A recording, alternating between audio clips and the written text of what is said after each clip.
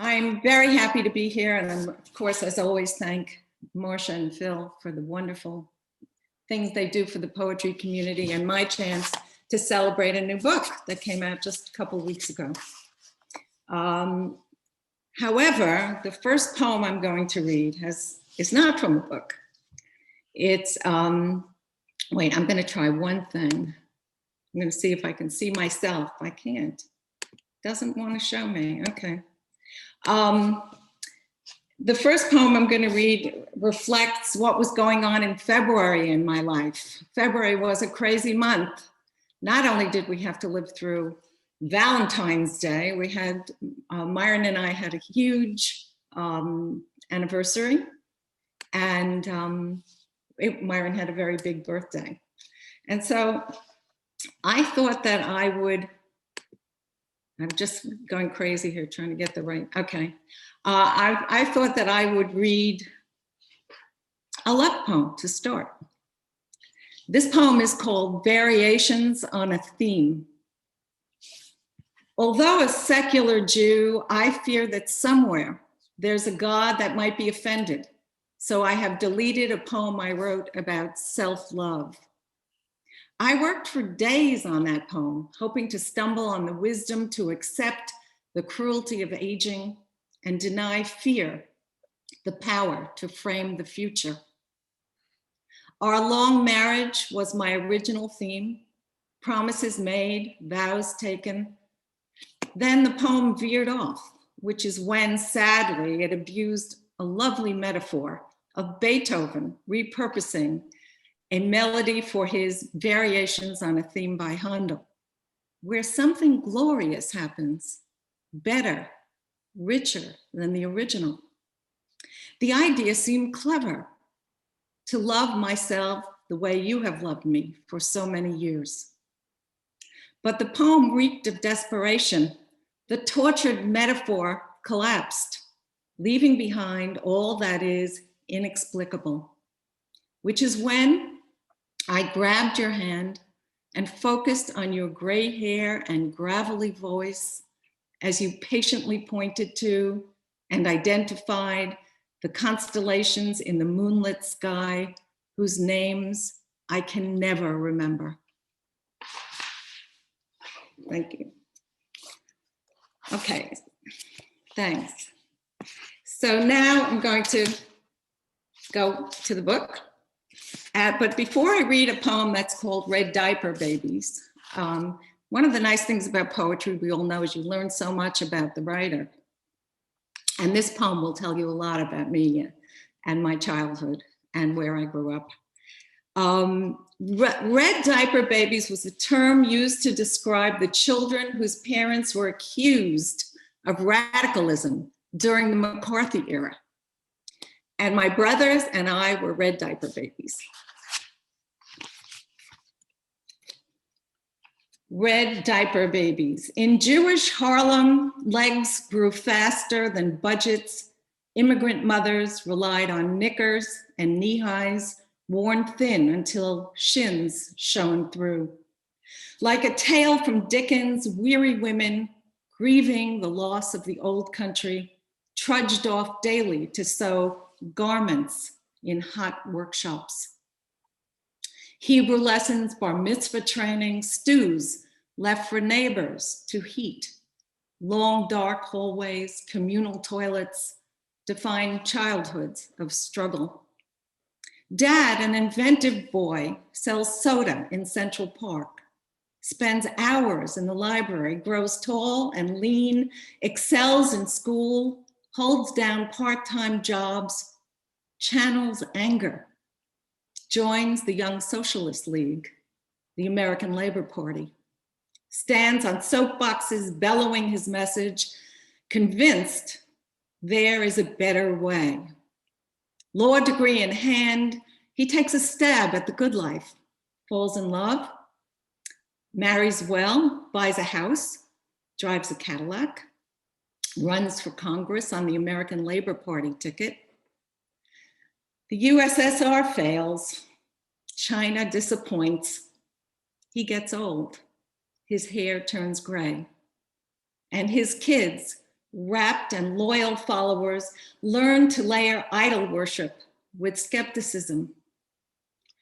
But oh, how I miss those impassioned lectures, the comfort of that voice, that fierce conviction, and mourn the lost chance to jettison doubt and wholeheartedly climb on board. Thank you.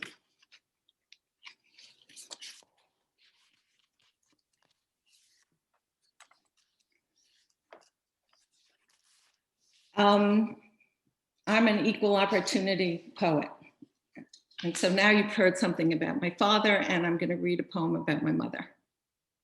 And it's called Her Recipe. Potato latkes are hand grated, then mixed with onions and a trace of knuckle blood. Drip ruby tears into batter, beat well. I learned this recipe from my mother, an atheist, a pacifist, engaged in no other ritual or violent behavior, who preached no lessons, biblical or otherwise, who viewed the art of cooking as she viewed child rearing, joyously random in method and result. I often think of her in that suburban kitchen with the orange banquette, flowered wallpaper, humming, grating potatoes. Long after I moved out, she changed the yellowed wallpaper twice until she found the consummate mesh of design and color. The first change was wrong, she explained, waving at bold new stripes climbing helpless walls. Only now do I begin to understand her search for the perfect wallpaper in a house once filled with children, and trust my own children will accept far less than knuckle blood as a legacy, making allowances for me as I have for her.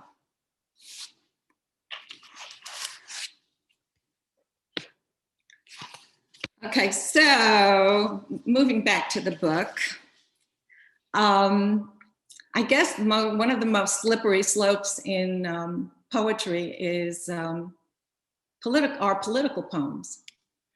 Nevertheless, I'm still in a traumatic recovery from the last 4 years. And I think with what's happening with what happened on January 6th and the last couple of weeks watching the party that shall go unmentioned trying to take away voting rights that were so mightily fought for. So I have two short, brief political poems. The first one is called Dear MAGAs, and it has an epigraph. There are more things in heaven and earth, Horatio, than are dreamt of in your philosophy. William Shakespeare. What's missing is the welcome, the worry, the asking, the hesitation to inflict irreparable damage. What's missing is the listening, the hearing, the ingesting the other's story. What's missing is the raised eyebrow, the rejection of weaponized prayer fueled by hate and anger. What's missing is the nod to Earth's feverish future, the grief of broken promises. What's missing is an apology, the agonized regret, the elasticity of empathy. What's missing is vulnerability, the failure to fear a charred, barren planet. What's missing is the poetry. Every atom belonging to me as good belongs to you. Oh yes, and joy. Joy is missing.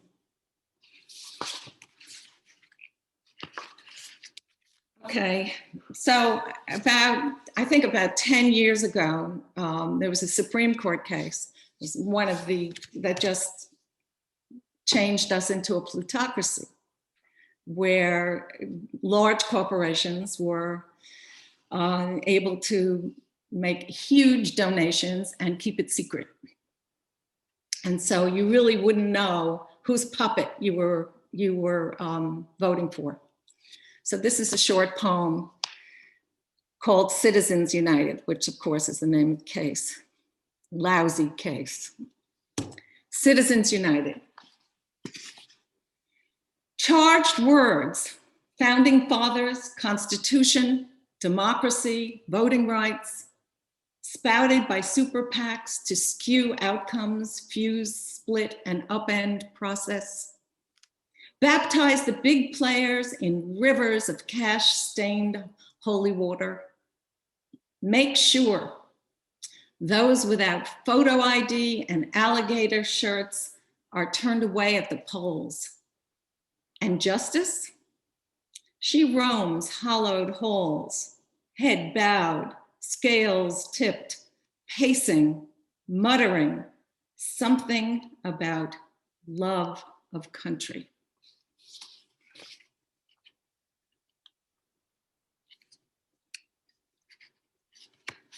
Okay.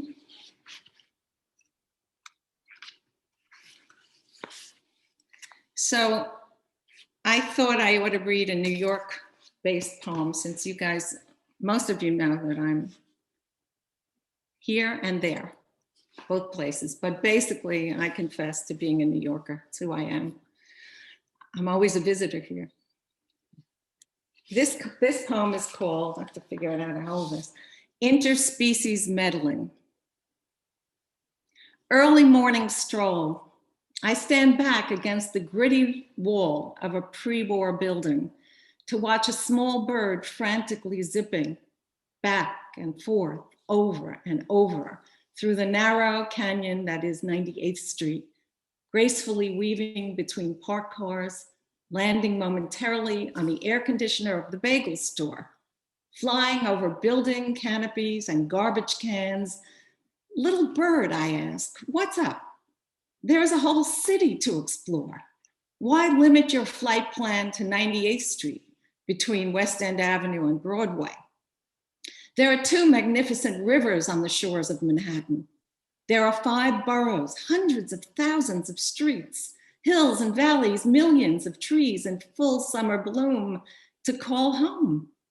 Listen, all this drama is foolish. Are you using this fluttery search to make a point about something lost, something irretrievable? Point taken. Move on.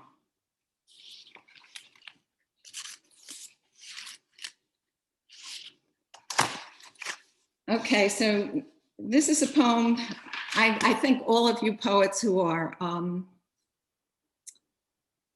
have been locked up for a year have been writing a million quarantine poems, as I have. I have enough for a book of quarantine poems. At a certain point, you wonder, why am I doing this? Who's going to read these poems? And here's one of them. It's called Ars Poetica During a Pandemic. The unexamined life is not worth living, Socrates.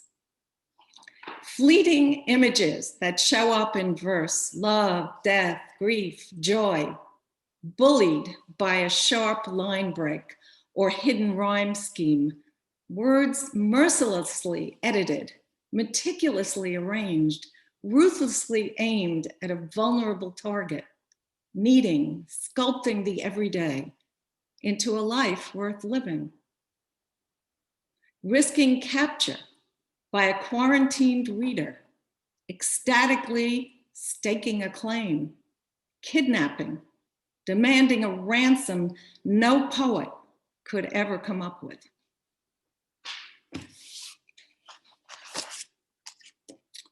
Let's see. So here's a good one. We got a notice from the Museum of Natural History that they had a new display, and it triggered this poem. It's called Staying Grounded. The Natural History Museum has on its digital display a black button-down biodegradable burial suit. None of cremation's grisly bony bits, no coffins or embalming. Kiss your loved one goodbye, wriggle those lifeless limbs into the suit, button up, toss into rich, deep soil. Add nothing, no marker, no stone, no flag. Allow the living essence of what was lost to penetrate your days, sorrow to invade your gut, grief to color your nights. But oh, when you are able, breathe, refocus on the greening world. You will be amazed at everything still alive, nurtured, beautiful.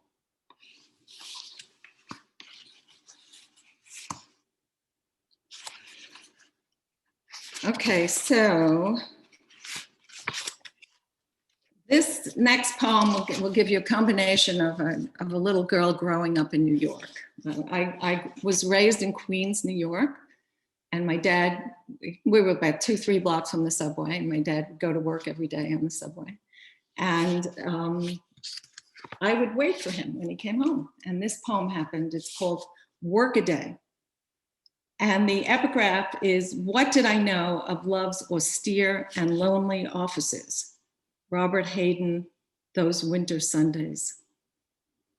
Not yet allowed to cross the street, I waited patiently at the corner, peering down the block until he appeared, walking home from the F train. I, who have traveled the world, seen many wonders, believe that no wilderness trek, no safari thrill has ever compared to the moment I would spot him, my 5-year-old heart racing, small frame bouncing up and down, waving, screaming, "Daddy, Daddy." And he would laugh, drop his briefcase, lift me high above the world, challenge me to guess which sweaty palm held a piece of bubble gum or penny candy.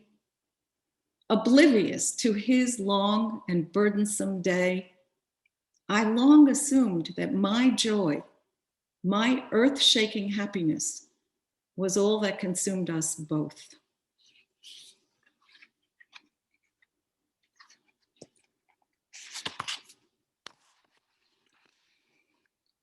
Okay, so I mentioned, Phil, am I all right? I have two more short poems. Okay. Good. I mentioned that I was really distressed by January 6th and watched the faces of everyone going by. And then a friend of mine who's here, Lori, was doing artwork with Barbie dolls, and quite incredible. And it sort of resulted, the combination of being upset about January 6th and watching her artwork, looking at her artwork.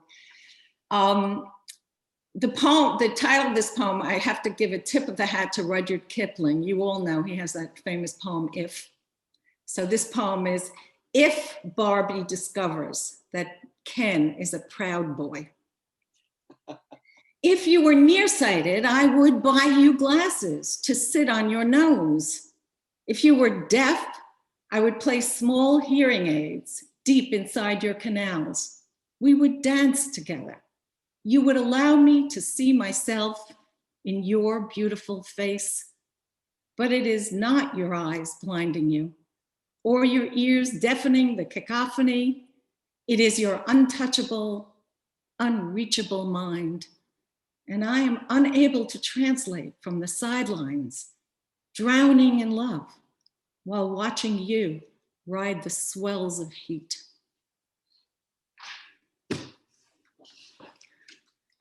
And last but not least, as you get older, everybody has advice to give you about how to be the perfect aging person, how to stay young, how to do this, how to exercise, and not just doctors, everybody has advice. And so here's what I have to say to all that advice. This poem is called Thanks, but No Thanks. I tap my foot to find level ground as though I were blind, but I am not.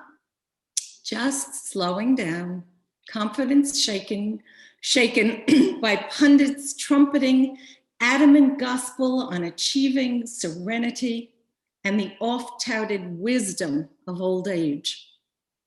I'd rather hunker down with poetry in a place where promise thrives in concert with the demands of age.